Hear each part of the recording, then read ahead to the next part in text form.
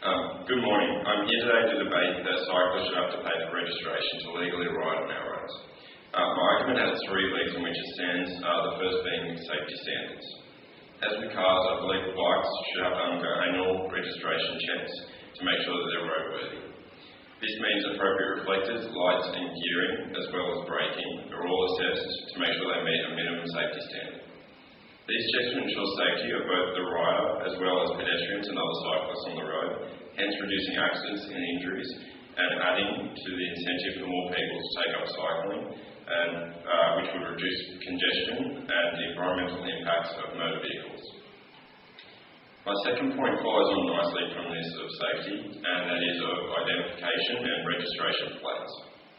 So this has a variety of uses, such as being able to identify bikes performing dangerous activities or illegal acts, such as riding through red lights, which you see quite commonly with bicycle riders. This would also allow for a licence and penalty system, which would be implemented to ensure safety, once again, of riders around them, pedestrians, and also with cars. So far in 2016, there's been 34 fatal bicycle accidents in Australia, which for 9 months really is quite poor. With a reduction in this number, this means riders and drivers can go onto the road feeling much more confident that everyone will be riding in a safe manner and will abide by road laws. So thirdly is the fact that maintenance and development of bike facilities has a rather large cost. As it stands, building and maintenance of bike facilities comes out of the registration of motor vehicle drivers as well as homeowners who may or may not use these facilities. So this seems a little bit unfair and causes issues within the community as to the distribution of their funds throughout roads and maintenance. The use of bicycle registration would bring funds that could go directly into the maintenance and growth of cycling facilities, lanes, lights and facilities, thus building supportive environments for growth of cycling, which is the ultimate goal to reduce environmental impacts of fossil fuel emissions and reduce pressures on the roads. This will allow for motor vehicle drivers to know that their contributions are going towards the upgrade and maintenance of their own roads that they'll be using. The building of these bike lanes and facilities will also reduce the number of cyclists riding on the roads and will inevitably reduce accidents as well as increase cyclist confidence in safe travel. So to recap, registration will increase safety of riders, pedestrians and motor vehicles, decrease dangerous behaviours and illegal activities, provide funds for more bike facilities, provide more inviting environments for more people to take up cycling, thus reduce environmental toll of fossil fuels, and increase confidence within riders of their own safety. Thank you. Good morning. I'm the negative part of the debate whether cyclists should pay for registration to legally ride on our roads. Including rebuttal to the points in which Josh has put forward, I'll also be including my own points of view towards the debate. Similar to the positive side of the debate, my arguments backbone involve around money and the individuals who use bicycles as transport. In rebuttal to Josh's first argument, I do agree that bicycles should be kept to a certain safety standard, like cars that have their own checklists when they go for their services. Bikes, I believe, should be similar. However, with bicycles, it has a lot of the younger age group that use them from a young age. So does this mean that we should start policing from individuals who are allowed to ride bikes on the road? Which will also affect the only transport some individuals use for school, as their parents or guardians cannot take them themselves. My point of view being that if the individual is wearing a helmet, which is the current law, then they should be able to ride on the road at any age. Following on to Josh's second point, that all bikes will then be able to have identified with registration plates. Unlike cars, bikes don't have their own security number, meaning that removing the number plate means that they aren't able to keep track of a certain bike. Leading into another point being the situation of how to fix the plate onto a bike, with it being big enough for speed and police detection, and also for it not affecting people riding the bike.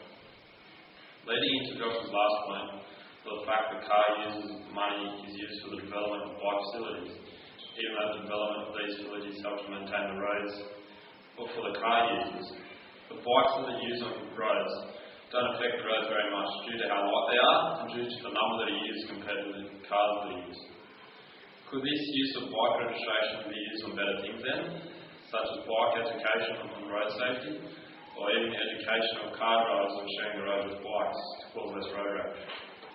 To recap my points of view, being that young people is their only way for transport, how to fix a registration plate to a bike, and how to better use the money.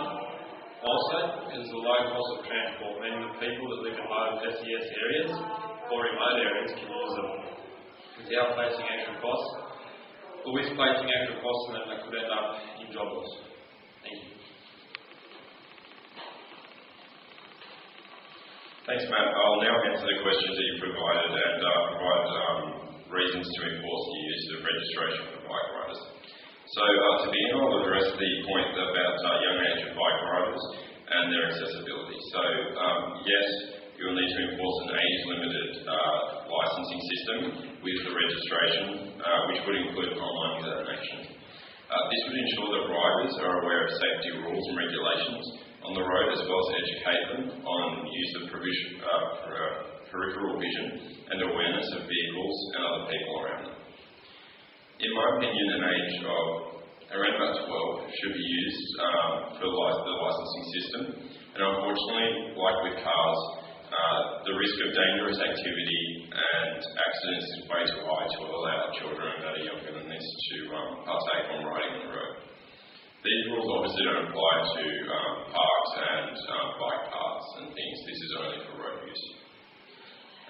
And in my opinion, the fact that a child wears a helmet doesn't prevent them from, number one, injury, but also from performing unsafe behaviours and causing possible injury to not only themselves but pedestrians, other riders, and most alarmingly cause accidents with motor vehicles. And at that point of age, they aren't really responsible enough or mature enough to handle the responsibility of not only their own health but also all the people around them. So in terms of the access to school and for people who are under that age, there are bus services and train services that provide transport to schools over a large area, and in most cases this carpooling or out-of-school hours services can provide safe passage for children to get to school. So following on from that to the third point, yes, it is true that bikes don't contain a security number, but they do contain a serial number, which is provided from the manufacturer, which bikes could be matched to with their registration plates. As for the registration plate itself, it would be attached on the back via a clamp and held above the back wheel, so it wouldn't provide no effect of the ability of the rider to cycle. And would be large enough for police and for observers to read. These plates wouldn't need to be used with speed cameras or red light cameras. They're purely just there for observers and for the police to identify bikes performing unsafe behaviours, as well as if they have any safety defects. Finally, in terms of the distribution of funds produced from bike registration, it most certainly could go towards education, as well as that, advertising for driver awareness and different safety proposals as well. With this in mind, although bike lanes don't need much maintenance as roads, there's a huge amount more development that is needed. Furthermore, to encourage more people to ride bikes, more facilities need to be built around Australia to increase the accessibility of more Australians to a supportive and safe environment to cycle. Thus, I believe the majority of funds should go towards expanding bike lanes and facilities. So overall, I believe that it's clear for the growth of safe cycling, registration is needed to provide funding, education, safe environments and safety standards. Thank you. Thanks, Josh. I will now respond to these arguments and demonstrate why we should have registration for bike riders. Following up Josh's argument and that there should be an age limit for bike riders being allowed to ride on roads, does this mean that parents will have to take time out of their working day to take the child down to the RMS or their 12-year-old to get a bike licence? This would cause a major problem for individuals who work for the day and are unable to take their child to get a licence, meaning the child may not be able to attend school, lowering their education, and could result in the child falling a long way behind in their schoolwork and also socially. Furthermore, what would the cost of this licence be? With the parent having to already pay for registration for a bike on our licence, would increase the amount the parent has to spend for a bike for a child a lot. With Josh's argument about needing other services for students to get to school, in rural and remote areas, it may not be that the bus stops in walking distance from their house. Therefore, they would have to ride a bike to the bus. However, with the introduction of the registration and bike licences, that student may have to now walk because they aren't able to get a licence or register their bike. And being at a young age, they might find this physically hard to do each day and end up having some sort of physical injury. With Josh's argument about the registration plate, even though it would be an ideal place to put it, for some individuals this would be an easy place to remove it and make it hard for police and parents to keep track of certain bikes and the individuals who use them. Josh's argument about trying to get more people to ride bikes is of course very true, that encourages physical activity. However, when more people ride bikes, it does an extra cost to it. In my view, people ride bikes because they are cheap and lower on maintenance than cars. Also, don't have to pay the extra costs of registration, licence and fuel like car users. Bringing in registration costs would then increase the cost they have to pay, which may lower the use of bike rides. In conclusion, I believe people shouldn't have to pay an extra cost for fees for something that they can't afford otherwise, or just have to pay for the pure enjoyment. Thank you.